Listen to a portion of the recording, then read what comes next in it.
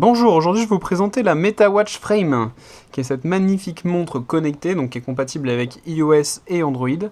Alors, ce qu'il faut savoir d'abord, c'est qu'elle a un écran de liseuse e-ink, et du coup, le fait de la filmer est très compliqué. Mais l'avantage est double, en extérieur, même en plein soleil, on voit très très bien l'écran.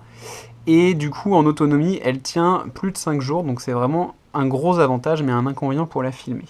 Donc en termes de fonctionnalité, on va avoir les alertes mail, les alertes SMS, on va avoir les alertes Facebook et Twitter, et on va surtout pouvoir personnaliser l'affichage de tous ces écrans.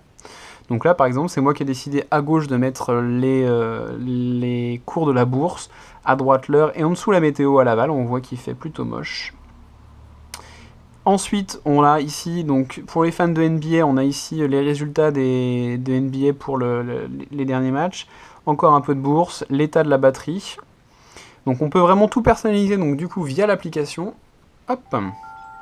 Donc là, c'est vraiment moi qui choisis complètement ce que je veux mettre dans ma montre et qui vais gérer les notifications. Donc là, je vais vraiment pouvoir choisir de mettre les appels entrants, les SMS, MMS, les alertes de calendrier, les alertes Gmail, Facebook et Twitter.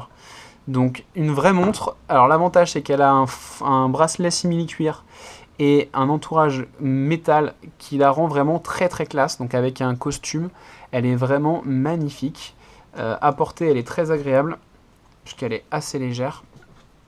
Et du coup, c'est vraiment une montre qu'on peut vous conseiller. Si vous avez l'habitude de mettre des costumes, elle sera parfaite. Si vous avez l'habitude de porter des vêtements un peu plus streetwear, vous avez la Strata, qui est exactement la même montre, mais en version métal et un peu plus Jones.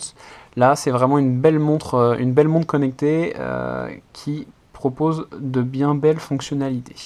Voilà, c'était la présentation de la MetaWatch Frame.